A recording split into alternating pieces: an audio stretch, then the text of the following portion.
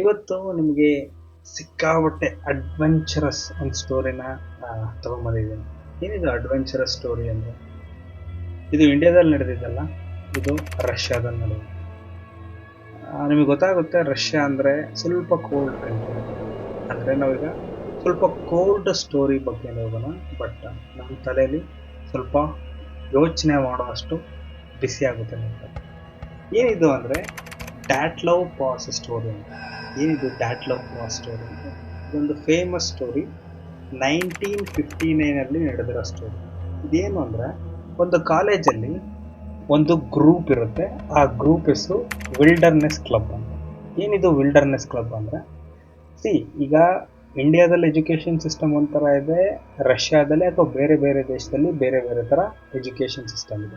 ಅಲ್ಲಿ ಹೆಂಗೆ ಅಂದರೆ ವಿಲ್ಡರ್ನೆಸ್ ಕ್ಲಬ್ ಅಂದರೆ, ಇದೊಂದು ಕಾಲೇಜು, ಈ ಕಾಲೇಜಲ್ಲಿ ಒಂದು ವಿಲ್ಡರ್ನೆಸ್ ಕ್ಲಬ್ ಅಂತ ಇದೆ. ಏನು ಅಂದರೆ, ಈಗ ಅಡ್ವೆಂಚರಸ್ ಮಾಡಬೇಕು ಅಂದರೆ, ಈಗ ನಾವೆಲ್ಲ ಅಡ್ವೆಂಚರಸ್ ಮಾಡಬೇಕು ಅಂದರೆ ವೀಕೆಂಡ್ ಹೋಗ್ತೀವಿ ಅಥವಾ ಫ್ರೆಂಡ್ಸ್ಗಳನ್ನೆಲ್ಲ ಕರ್ಕೊಂಡು ಹೋಗ್ತೀವಿ. ಅಲ್ಲಿ ಅವ್ರಿಗೆ ಆದ ಪಾಠ ಇರುತ್ತೆ, ಅಂದರೆ ಸಬ್ಜೆಕ್ಟ್ ಇರುತ್ತೆ. ಇದರಲ್ಲಿ ಲೆವೆಲ್ಗಳು ಇರ್ತವೆ, ಸ್ಟೇಜ್ 1, ಸ್ಟೇಜ್ 2 ಮತ್ತು ಸ್ಟೇಜ್ 3 ಅಂತ. ನಾವೀಗ ಹೆಂಗೆ ಕ್ಲಾಸಸ್ ಹೋಗ್ತೀವಲ್ಲ, 1ನೇ ಕ್ಲಾಸು, 2ನೇ ಕ್ಲಾಸು, 3ನೇ ಕ್ಲಾಸು, ಅದೇ ಥರ ಈಗ ಸ್ಟೇಜ್ 3 ಅಂದರೆ ಅಡ್ವೆಂಚರ್ ಮಾಡ್ಕೊಂಡು ಹೋಗ್ಬೇಕು. ಏನಿದೆ ಅಡ್ವೆಂಚರ್ ಮಾಡ್ಕೊಂಡು ಹೋಗ್ಬೇಕು ಅಂದರೆ ರಿವರ್ ರಾಫ್ಟಿಂಗ್ ಮಾಡಬೇಕು. ಆಬ್ವಿಯಸ್ಲಿ ಅದೊಂಥರ ಅಡ್ವೆಂಚರ್. ಮತ್ತು ಈಗ ಗುಡ್ಡಗಳು ಬೆಟ್ಟಗಳನ್ನೆಲ್ಲ ಹತ್ತುತ್ತಾರೆ, ಅದು ಕೂಡ ಒಂಥರ ಅಡ್ವಾಂಟೇಜ್. ಮತ್ತು ಸರ್ವೈವಲ್ ಸ್ಕಿಲ್ಸ್ನ ಬೆಳೆಸ್ಕೊಳ್ತಾರೆ. ಏನಿದು ಸರ್ವೈವಲ್ ಸ್ಕಿಲ್ಸ್ ಅಂತ? ಈಗ ಯೂಟ್ಯೂಬಲ್ಲಿ ನೀವು ಬಹಳಷ್ಟು ವೀಡಿಯೋಗಳು ನೋಡ್ತಾ ಇರ್ತೀರ. ಸರ್ವೈವಲ್ ಸ್ಕಿಲ್ ಕನ್ಸಿಡರ್, ನೀವೇನಾದ್ರು ಕಾಡಲ್ಲಿ ಕಳೆದು ಹೋದರೆ ಹೆಂಗೆ ಸರ್ವೈವ್ ಮಾಡಬೇಕು, ನಮ್ಮ ಹತ್ರ ಏನಿದೆ ಅದರಲ್ಲಿ ಅಂತ. ಸೊ ಅದೇ ಥರನೂ ಇಲ್ಲಿ ಸರ್ವೈವಲ್ ಸ್ಕಿಲ್ಸ್ ಅಂತ ಇರುತ್ತೆ. Level 3, level 2, level 1. ಲೆವೆಲ್ 3 ಏನಪ್ಪ ಅಂದರೆ, ಅವನಿಗೆ ಓಕೆ ಒಂದು ಕಡಿಮೆ ಇರೋ ಜನದಲ್ಲಿ ಅಥವಾ ಅವನ ಹತ್ರ ಏನು ಇಲ್ಲ ಅಂದರೆ ಅವ್ನು ಸಸ್ಟೈನ್ ಆಗಿ 2-3 ದಿನ ಅಲ್ಲೇ ಇದ್ದು ಅವನಿಗೇನು ಕೊಡದೇ ಇದ್ರೂ ಕೂಡ ಸಸ್ಟೈನ್ ಆಗ್ತಾನೆ ಅಂತ. ಲೆವೆಲ್ 2 ಏನಂದರೆ ಅದಕ್ಕಿಂತ ಸ್ವಲ್ಪ ದೊಡ್ಡದು. ಈಗ ಇಲ್ಲಿ ಸ್ವಲ್ಪ ಜನ ಇರ್ತಾರೆ, ಏನೂ ಇಲ್ಲ ಅಂದರೂ ಕೂಡ ಬರುತ್ತಾನೆ. ಅದೇ ಥರ ಲೆವೆಲ್ 2 ಅಲ್ಲಿ ಇನ್ನೊಂದು ಸ್ವಲ್ಪ ಕಡಿಮೆ ಜನ ಅಥವಾ ಇನ್ನೊಂದು ಸ್ವಲ್ಪ ಕಡಿಮೆ, ಬಹಳಷ್ಟು ಕಷ್ಟಗಳು ಬರ್ತವೆ ಅವ್ನು ಸರ್ವೈವ್ ಆಗೋದಕ್ಕೆ. ಅದು ಲೆವೆಲ್ 2. ಲೆವೆಲ್ 1 ಬಂದ್ಬಿಟ್ಟು ಎಕ್ಸ್ಪರ್ಟ್. ಅಂದರೆ ಅವನ್ನ ಎಲ್ಲೇ ಬಿಡು ಒಂದು 15 to 20 ಡೇಸು ಆರಾಮಾಗಿ ಇದ್ದು ಬರ್ತಾನೆ. ಆರಾಮಾಗಿ ಅಂದರೆ ಅವನ ಊಟ ಅವನಿಗೇನು ಆಗದೆ ಇರೋ ಥರ ನೋಡಿಕೊಂಡು ಬರ್ತಾನೆ ಅಂತ. ಇದು ಲೆವೆಲ್ 1. ಇದರಲ್ಲಿ ಈ ಕಾಲೇಜಲ್ಲಿ ಒಂದು ಗ್ರೂಪ್ ಇರುತ್ತೆ, ವಿಲ್ಡರ್ನೆಸ್ ಕ್ಲಬ್ ಅಂತ ಹೇಳಿದ್ನಲ್ಲ, ಅದರಲ್ಲಿ 10 ಜನ ಗ್ರೂಪ್ ಮಾಡ್ಕೊಂಡಿರ್ತಾರೆ. ಆ 10 ಜನ ಗ್ರೂಪಲ್ಲಿ ಇವ್ರು ಏನು ಮಾಡ್ತಾರೆ, ಇವ್ರದ್ದು ಸ್ಟೇಜ್ 2 ಅಂದರೆ ಲೆವೆಲ್ 2 ಇರುತ್ತೆ. ಅವ್ರದ್ದು ಲೆವೆಲ್ 2 ಇರುತ್ತೆ ಅವ್ರ ಗ್ರೂಪು. ಇವ್ರೇನೇನು ಮಾಡ್ತಾರೆ, ಈಗ ಲೆವೆಲ್ 2 ಇಂದ ಲೆವೆಲ್ 1ಗೆ ಹೋಗ್ಬೇಕು ಅಂದರೆ ಒಂದು ಸಿಕ್ಕಾಬಟ್ಟೆ ಅಡ್ವೆಂಚರ್ ಒಂದು ಮಾಡಬೇಕು. ಅಡ್ವೆಂಚರ್ ಮಾಡಿ ಅಲ್ಲಿ ಫೋಟೋ ಕ್ಯಾಪ್ಚರ್ ಮಾಡಿ, ಈ ಥರ ವಿಡಿಯೋ ಕ್ಯಾಪ್ಚರ್ ಮಾಡಿ ಅಥವಾ ರೆಕಾರ್ಡ್ ಬರ್ಕೊಂಡು ಅದನ್ನೆಲ್ಲ ತಗೊಂಡು ಕಾಲೇಜ್ಗೆ ಸಬ್ಮಿಟ್ ಮಾಡಿದ್ರೆ ಲೆವೆಲ್ 2 ಇಂದ ಲೆವೆಲ್ 1ಗೆ ಹೋಗ್ತಾರೆ. ಏನಿದು ಬರೀ ಏನಕ್ಕೆ ಮಾಡಬೇಕು? ರಷ್ಯಾದಲ್ಲಿ ಮಿಲಿಟರಿ ಬಹಳಷ್ಟು ಮುಂದುವರೆದಿದೆ, ಫೋರ್ಸ್ಗಳು ಬಹಳಷ್ಟು ಇಂಟ್ರೆಸ್ಟ್ ಕೂಡ ಪಡ್ತಾರೆ. ಸೊ ಲೆವೆಲ್ 2 ಇಂದ ಲೆವೆಲ್ 1ಗೆ ಹೋದರೆ ಅವರಿಗೆ ಗೌರ್ಮೆಂಟ್ ಜಾಬ್ ಅಥವಾ ಮಿಲಿಟರಿಯಲ್ಲಿ ಜಾಬ್ ಸಿಗೋದು ಬಹಳಷ್ಟು ಈಸಿ ಆಗುತ್ತೆ. ಅದಕ್ಕೋಸ್ಕರ ಈ ಥರ ಎಲ್ಲ ಮಾಡ್ತಾ ಇರ್ತಾರೆ. ಅದಕ್ಕೆ ಇವರೆಲ್ಲ ಪ್ಲ್ಯಾನ್ ಮಾಡ್ಕೊಂಡು ಏನು ಮಾಡ್ತಾರೆ, 10 ಜನ ಪ್ಲ್ಯಾನ್ ಮಾಡಿಕೊಂಡು, ಇಲ್ಲ ನಾವು ಲೆವೆಲ್ 1ಗೆ ಹೋಗಲೇಬೇಕು ಈ ಅಡ್ವೆಂಚರಿಂದ ಅಂತ ಒಂದು ಪ್ಲೇಸ್ನ ಚೂಸ್ ಮಾಡ್ತಾರೆ. ಆ ಪ್ಲೇಸ್ ಹೆಸರೇ ಡೆಡ್ ಮೌಂಟೇನ್ ಅಂತ. ಏನಿದು ಡೆಡ್ ಮೌಂಟೇನ್ ಅಂದರೆ, ಆ ಮೌಂಟೇನಲ್ಲಿ ಜನಗಳು ಇರಲ್ಲ, ಯಾವ ಪ್ರಾಣಿಗಳು ಇರೋದಿಲ್ಲ. ಅರ್ಥ ಮಾಡ್ಕೊಳ್ಳಿ, ಜನಗಳು ಇರೋದಿಲ್ಲ. ಈಗ ಪ್ರಾಣಿಗಳಾದರೂ ಇರಬೇಕಲ್ಲ, ಪ್ರಾಣಿಗಳು ಇರೋದಿಲ್ಲ, ಜನಗಳು ಇರೋದಿಲ್ಲ, ಆ ಥರ. ಅದಕ್ಕೆ ಡೆಡ್ ಮೌಂಟೇನ್ ಅಂತಾರೆ. ಇದು ರಷ್ಯಾ ಕಥೆನೇ ಹೇಳ್ತಾ ಇರೋದ್ರಿಂದ ಅದಕ್ಕೆ ರಷ್ಯಾ ಬಗ್ಗೆ.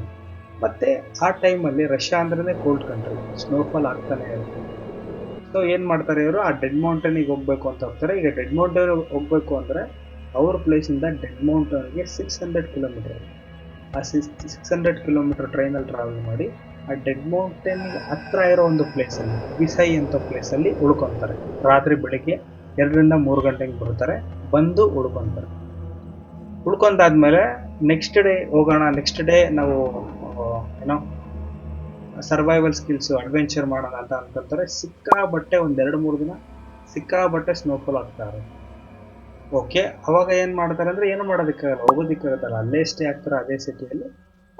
ಆ ಸಿಟಿ ಹೆಂಗಿದೆ ಅಂದರೆ, ಈಗ ಒಂದು ಸುತ್ತಮುತ್ತಲು ಹಳ್ಳಿ ಕಂಪೇರ್ ಮಾಡಿದ್ರೆ ಒಂದು ನಿಯರೆಸ್ಟ್ ಹತ್ರದ ಒಂದು ಸ್ವಲ್ಪ ದೊಡ್ಡ ಇರುತ್ತೆ. ಕಂಪೇರಿಟಿವ್ಲಿ ಸಿಕ್ಕಾಬಟ್ಟೆ ದೊಡ್ಡ ಊರಲ್ಲ, ಆ ಚಿಕ್ಕ ಪುಟ್ಟ ಹಳ್ಳಿಗಳಿಗೆ ಅದು ಸ್ವಲ್ಪ ದೊಡ್ಡ ಊರು. ಏನೇ ಬೇಕಾದರೂ ಅಲ್ಲಿ ಹೋಗಿ ತಗೋಬೋದು. ರೇಷನ್ ಆಗಿರ್ಬೋದು ಅಥವಾ ಮೆಡಿಕಲ್ಸ್ ಆಗಿರ್ಬೋದು, ಏನಾದರೂ ಆಗಿರ್ಬೋದು. ಅದೇ ಥರ ಆ ಸಿಟಿ ಹೆಸರು ಬಂದ್ಬಿಟ್ಟು ವಿಸೈ ಅಂತ. ಸೊ ಆಗುತ್ತೆ, ವೆದರ್ ಎಲ್ಲ ಕ್ಲಿಯರ್ ಆಗುತ್ತೆ. ಅವ್ರೇನು ಮಾಡ್ತಾರೆ, ನಾಳೆಯಿಂದ ನಾವು ಅಡ್ವೆಂಚರ್ ಹೋಗ್ಬೇಕು ಅಂತ 10 ಜನನೂ ಹೋಗ್ತಾರೆ.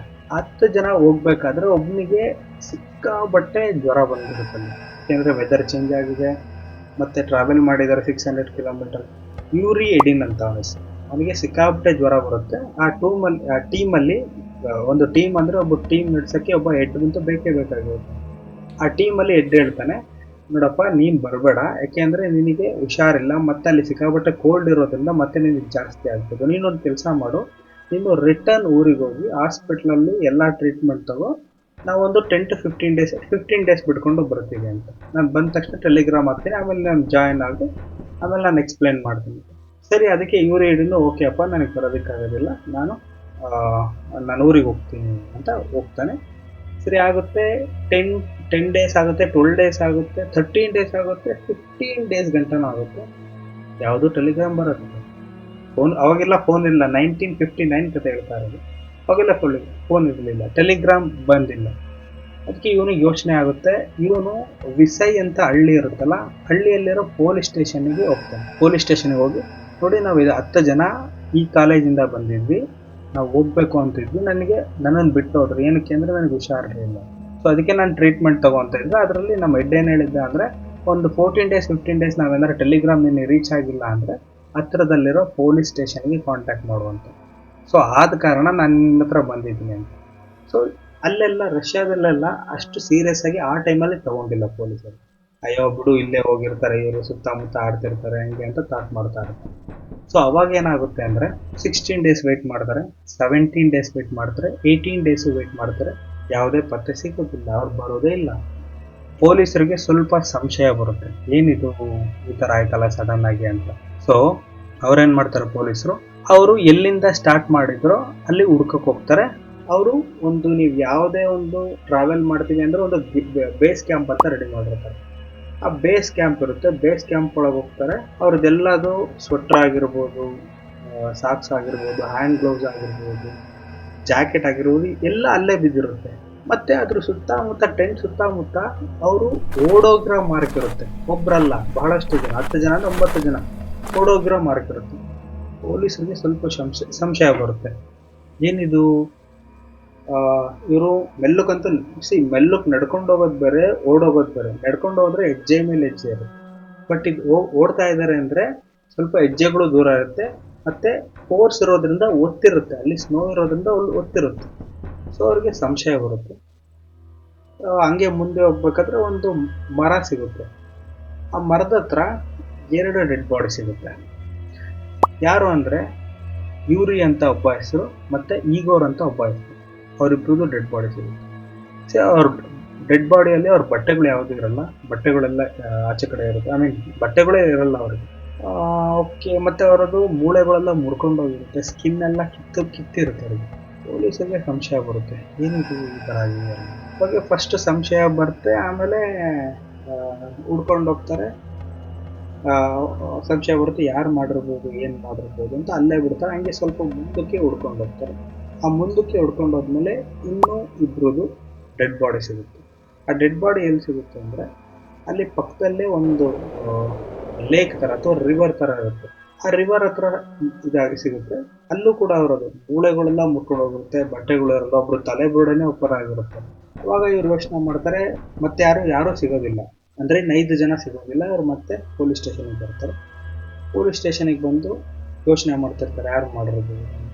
ಅವರು ಥಾಟ್ ಏನು ಬರುತ್ತೆ, ಫಸ್ಟು ಈ ಹಳ್ಳಿ ಜನನೇ ಮಾಡಿರ್ಬೋದು, ಅವ್ರ ಹತ್ರ ದುಡ್ಡು ಇಸ್ಕೊಳೋದಕ್ಕೆ, ಅವ್ರ ಹತ್ರ ಇಕ್ವಿಪ್ಮೆಂಟ್ ಏನೇನು ಕ್ಯಾಮ್ರಾ ಇದೆ ಅಥವಾ ಅವ್ರ ಹತ್ರ ಬೆದರಿಸಿ ಏನೇನು ತಗೋಬೇಕು ಅಂತ ಹಳ್ಳಿ ಜನರೇ 9 ಜನನ್ನ ಕೊಲೆ ಮಾಡಿರ್ಬೋದು ಅಂತ ಯೋಚನೆ ಮಾಡ್ತಾರೆ. ಅದು ಅಸಂಪ್ಷನ್ ಅಷ್ಟೇ. ಆಮೇಲೆ ಸ್ವಲ್ಪ ಡಿಸ್ಕಷನ್ ಆಗ್ತದೆ, ಹಳ್ಳಿ ಜನರ ಕರೆಕ್ಟ್ ಮಾಡ್ತಾರೆ. ಅವ್ರಿಗೆ ಗೊತ್ತಾಗುತ್ತೆ ಹಳ್ಳಿ ಜನ ಆ ಥರ ಮಾಡಿಲ್ಲ, ಬಹಳಷ್ಟು ಒಳ್ಳೆ ಜನ ಹಳ್ಳಿ.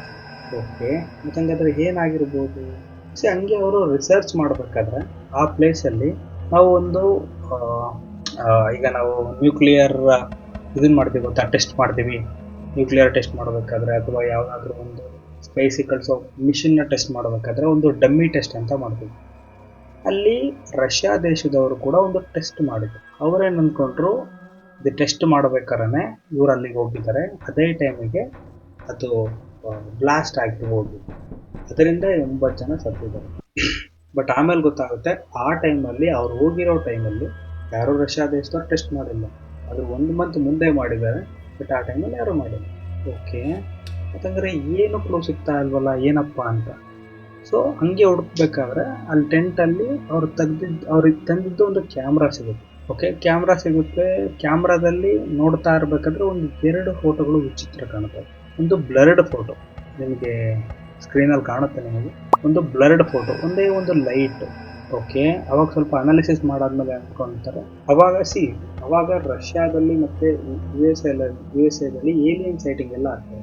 ಅವ್ರೇನು ಮಾಡಿದ್ರು, ಏಲಿಯನ್ ಆಗಿರ್ಬೋದು ಅಂತ ಅನ್ಕೊಂಡ್ರು. ಆಮೇಲೆ ಅದನ್ನು ಇನ್ನೊಂದು ಸ್ವಲ್ಪ ರಿಸರ್ಚ್ ಮಾಡಿ ಎಕ್ಸ್ಪರ್ಟ್ ಜೊತೆ ಕೊಟ್ಟು ಮೇಲೆ ಗೊತ್ತಾಗುತ್ತೆ ಇದು ಏಲಿಯನ್ ಅಲ್ಲ, ಒಂದು ಲ್ಯಾಂಪಿಂದು ಕ್ಲೋಸ್ ಅಪ್ ಇಮೇಜ್. ಓಕೆ, ಮತ್ತು ಏನು ಕ್ಲೂನೇ ಸಿಗ್ತಾ ಇಲ್ಲದಪ್ಪ, ಏನು ಮಾಡೋದು ಮತ್ತೆ ಯೋಚನೆ ಮಾಡ್ತಾರೆ. ಇನ್ನೊಂದು ಫೋಟೋ ಸ್ವಲ್ಪ ವಿಚಿತ್ರವಾಗಿ ಕಾಣುತ್ತೆ. ಏನಿದು ವಿಚಿತ್ರವಾಗಿ ಅಂದರೆ ಅಲ್ಲಿ ಯಾರೋ ನಿಂತ್ಕೊಂಡಿರೋ ಥರ ಕಾಣುತ್ತೆ. ನಿಮಗೆ ಸೈಬೀರಿಯನ್ ಮೌಂಟೇನ್ ಆಗಿರ್ಬೋದು ಅಥವಾ ಕ್ಲೌಡ್ ಮೌಂಟೇನ್ ಅಥವಾ ಈ ಥರ ಎಲ್ಲ ಇರುತ್ತಲ್ಲ, ಸ್ನೋ ಬೀಳೋ ಮೌಂಟೇನಲ್ಲಿ ಒಂದು ಕಾನ್ಸೆಪ್ಟ್ ಇದೆ, ಅಂದರೆ ಮಾನ್ಸ್ಟರ್ ಅಂತ. ನಿಮಗೆ ಗೊತ್ತಿದ್ದೇನೆ ಇರ್ಬೋದು. ಇಮೇಜ್ ಕೊಡ್ತೀನಿ ನಾನು, ಎಟಿ ಅಂತ. ಆ ಎಟಿ ಬಹಳಷ್ಟು ಜನರಿಗೆ ಕಾಣಿಸ್ಕೊಂಡಿದೆ. ಆ ಇಮೇಜು ಎಟಿ ಥರನೇ ಕಾಣ್ತಾ ಇದೆ. ಅವಾಗ ಅವ್ರಿಗೆ ಏನು ಥರ್ಡ್ ಥಾಟ್ ಬಂದಿತ್ತು ಅಂದರೆ, ಇವರು ಕ್ಯಾಂಪ್ ಹಾಕಿದಾಗ ಇವರಿಷ್ಟು ದೂರ ಓಡೋಕ್ಕೆ ಸಾಧ್ಯ ಆಗಿದೆ ಅಂದರೆ ಯಾವುದೋ ಅನ್ನೋನ್ ಮಾನ್ಸ್ಟರು ಅಥವಾ ಅನ್ನೋನ್ ಥಿಂಗೇ ನೋಡಿದ್ದಾರೆ. ಅದಕ್ಕೋಸ್ಕರ ಇವರೇನೋ ಗ್ಲೌಸ್ ಹಾಕಿಲ್ಲ, ಚಪ್ಪಲಿ ಶೂ ಏನೂ ಹಾಕ್ತಲೇ ಓಡೋಗಿದ್ದಾರೆ. ಸೊ ಇವ್ರಿಗೆ ಜಾಸ್ತಿ ಓಡೋಕ್ಕಾಗಿಲ್ಲ, ಆ ಎಟಿನೇ ಇವ್ರನ್ನೆಲ್ಲ ಸಾಯಿಸಿದೆ ಅಂತ ಕನ್ಕ್ಲೂಷನಿಗೆ ಬರ್ತಾರೆ. ಬಟ್ ಆದರೂ ಕೂಡ ಇದು ಎಟಿನೇ ಮಾಡಿದೆ ಅಂತ ಪ್ರೂಫ್ ಇಲ್ಲ. ಸೊ ಈ ಕೇಸ್ ಈಗಲೂ ಕೂಡ ಮಿಸ್ಟೀರಿಯಸ್ ಆಗಿದೆ. ಅಂದರೆ ಹೆಂಗೆ ಅವರು 9 ಜನ ಸತ್ತರು ಕೂಡ ನಮಗೆ ಗೊತ್ತಿಲ್ಲ. ಫಸ್ಟಿಗೆ ಹಳ್ಳಿ ಜನ ಅಂತ ಹೇಳಿದ್ರು, ಆಮೇಲೆ ರಷ್ಯಾದವರು ವೆಪನ್ ತಯಾರು ಮಾಡ್ಬೇಕಾದ್ರೆ ಬ್ಲಾಸ್ಟ್ ಆಗಿದೆ ಅಂತ ಹೇಳಿದ್ರು, ಆಮೇಲೆ ಎಟಿ ಅಂತ ಹೇಳಿದ್ರು. ಸೊ ಈಗಲೂ ಕೂಡ ಗೊತ್ತಿಲ್ಲ ಅವರು ಯಾವ್ಯಾವ ರೀತಿ ಸತ್ತೋಗಿದ್ದಾರೆ ಅಂತ. ಇಮೇಜಸ್ ವೆಬ್ಸೈಟಲ್ಲೇ ಇದೆ, ನಾನು ಲಿಂಕ್ ಕೂಡ ಡಿಸ್ಕ್ರಿಪ್ಷನಲ್ಲೇ ಕೊಡ್ತೀನಿ. ನಾನು ಅದನ್ನು ಯೂಟ್ಯೂಬಲ್ಲಿ ಹಾಕೋಕ್ಕಾಗೋದಿಲ್ಲ, ಲಿಂಕ್ ಕೊಡ್ತೀನಿ, ನೋಡ್ಕೊಳ್ಳಿ. ಸೊ ಇದಾಗಿತ್ತು ಇವತ್ತಿನ ಸ್ಟೋರಿ. ಈ ಥರ ಇಂಟ್ರೆಸ್ಟಿಂಗ್ ಸ್ಟೋರೀಸ್ನ ತರ್ತಾ ಇರ್ತೀವಿ ನಾವು. ಅಂದರೆ ಈಗ ನಾನು ಏನು ರಿಸರ್ಚ್ ಮಾಡಿದ್ದೀನಿ ಅದಾಗಿರ್ಬೋದು, ಅದರಲ್ಲಿ ಸತ್ಯನೂ ಇರ್ಬೋದು, ಮಿಥ್ಯನೂ ಇರ್ಬೋದು. ಅಂದರೆ ನಾನು ಒಂದು ರಿಸರ್ಚ್ ಮಾಡೇ ತರೋದ್ರಿಂದ ನಂಬಲೇಬೇಕು ಅಂತ ಏನಿಲ್ಲ. ಇದು ವೆಬ್ಸೈಟಲ್ಲಿದೆ, ಬೇಕಾದ್ರೆ ನೋಡ್ಕೋಬೋದು. ಲಿಂಕ್ಸ್ ಕೊಡ್ತೀನಿ, ಇಮೇಜಸ್ ಕೊಡ್ತೀನಿ, ಯಾವ್ಯಾವ ಥರ ಸತ್ರು ಅವ್ರ 10 ಜನ ಫೋಟೋನು ಕೂಡ ಕೊಡ್ತೀನಿ. Thank you so much.